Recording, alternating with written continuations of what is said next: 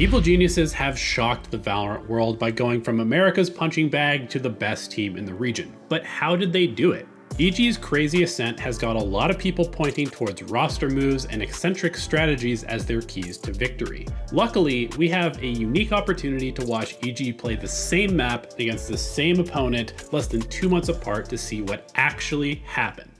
EG played their first match of the VCT season against Cloud9, a team destined for their own exciting storyline in 2023. Map 2 of the series landed on Fracture, and EG started on defense with their pistol set up as a standard 3-2 with an aggressive plan to crunch the south side of the map. So far, the most interesting thing to note is that EG is playing a Sova on Fracture. The round begins with all 3 A players stacked up to push through door into A main behind the Sova drone. Meanwhile, Breach stuns from B stairs to push back anyone trying to hold control of Tree, and all 5 EG members collapse on the attackers who are huddled in their spawn. This works out wonderfully as the drone not only gives a ton of information to EG, but also tanks quite a few pistol shots before going down, which gives the rest of EG enough time to close the gap and fire into a clump of Cloud9 players from both sides of the map. 15 seconds into the round, it's a 5v1 advantage and an easy cleanup for Evil Geniuses. Fast forward 52 days to the upper bracket semifinals of the playoffs. The winner of this match guarantees a spot at Masters Tokyo.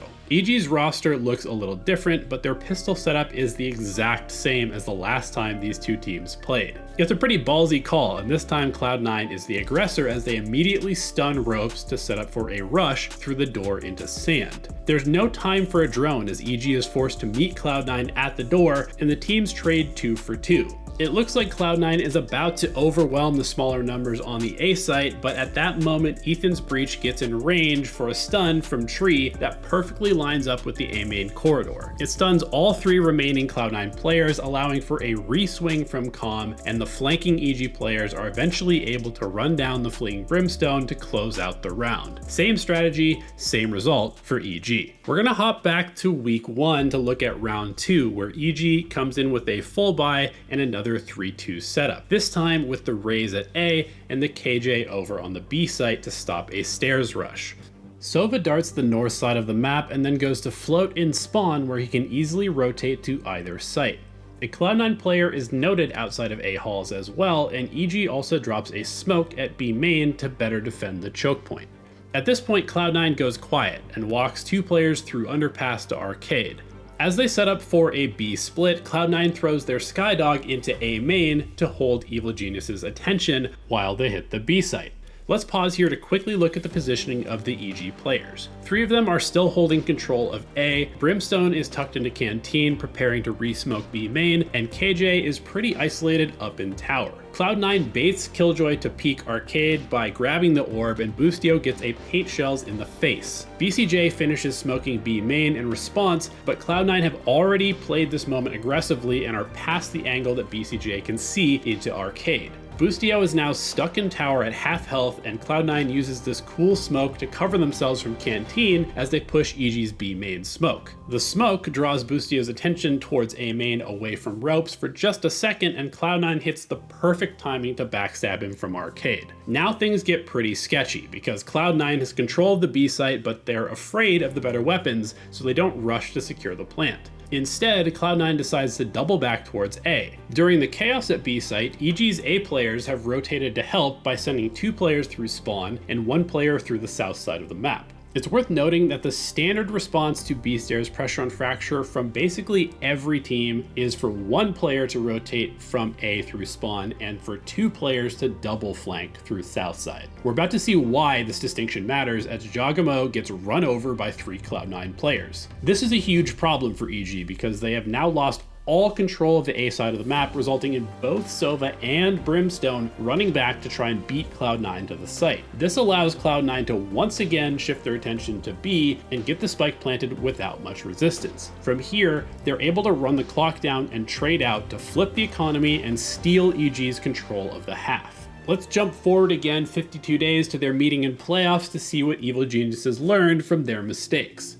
We're going to see the same 3-2 split with Killjoy and Raze swapped, and again, Evil Geniuses is going to prioritize A main. This time, Sova holds his dart and instead joins Raze and Breach at A main to drone them forward when Cloud9 doesn't immediately show their positions. This is a proactive move from EG that allows them to clear the outside of A into the south side attacker spawn, where Sky was able to dog from last time they played to distract them. EG also pushes down the stairs a bit to drop an alarm bot that is immediately broken by Cloud9. Okay, let's pause here to look at the EG positioning and notice a major difference over on the B site. This time, Killjoy and Brimstone are both playing towards spawn in much better positions to help each other than having KJ isolated in tower. Cloud9 makes noise at drop and then rotates into a B-side split. They try to bait a tower peek with an orb again, but this time EG is safely tucked into their spawn. Cloud9 advances onto the site and scores first blood by fighting into Canteen, but EG trades it back and keeps control of the dropped weapon. Meanwhile, let's note the flank from EG rapidly approaching with both Raze and Breach together. Before Cloud9 can get into comfortable post-plant positions, EG collapses onto the site from stairs and their spawn positions at the same time. The better weapons and multiple angles is too much for Cloud9 to handle, and EG sweeps in to clear the site for a successful retake without losing any more weapons. So with just a few small changes to the way they are positioning and rotating, EG has completely changed the narrative of this map. We're in different timelines now, but I think it's still worth looking at a few more rounds. Tied at 1-1, Cloud9 have put EG on a full save, and EG gambles their players towards B, while Cloud9 takes A site for free. This easy round for Cloud9 allows them to build up a big economic cushion and farm a ton of ultimate orbs to further snowball the game in their favor. Meanwhile, leading 2-0 in the later meeting of the teams, Evil Geniuses is able to play their bonus in a much more standard and dangerous way, having held on to most of their weapons from round 2. Again, we see EG getting proactive towards the south side of the map by aggressing into A halls and also pushing down B stairs to check underpass. Once Killjoy has cleared tree with Brimstone watching arcade, EG is narrowed down where Cloud9 can be. The boombot gets shot, which gives away Cloud9's position outside of halls, and when Comms Dart pings nobody, Jogamo immediately recognizes that the only way for that to be possible is for the players to be inside the smoke. He gets a spam kill and some damage before sashing to safety and drawing out a hasty Brimstone ultimate as well. I want to point out EG's positioning again here, as we can see both B players have stacked up together to flank, and all 3 EG players are playing in the same area on A to be able to help each other. This allows Calm to spot for drop, while Ethan can reinforce Jogamo and Halls, and EG cleanly wins their bonus round to start their half in a dominant fashion. At this point, I want to skip to the second half, because the trajectory of the two matches are completely opposite. Down 4-8 on attack, EG pulls out a 3 north, 2 south setup, while Cloud9 looks to punish Tree with 3 players pushing downstairs and Breach stunning from A rope. EG walks up to collect the dish orb while holding passive angles with both south side players. Cloud9 decides to aggressively clear the south attacker's spawn, but gets ambushed by BCJ and Boostio for a massive 5 versus 2 advantage to EG. EG plants B and easily wins the pistol round to make it 5-8, then immediately full buys into the next round. EG decides to run their pistol setup again, with 3 players north, 2 players south, having bought 3 SMGs, 1 Phantom, and 1 Bulldog. EG again gets aggressive towards Dish, where they run into a 4 stack of Cloud9 players, and Jogamo gets isolated and annihilated without EG being able to trade. Honestly, it's kind of just unlucky to run into a stack, but there's more issues around the corner. EG quickly runs over to B site, which they know is weak, and Cloud9 makes the smart play to pull Sky off of B to heal everyone in spawn, and then reflanks back through tree to have multiple angles of attack on the post plant.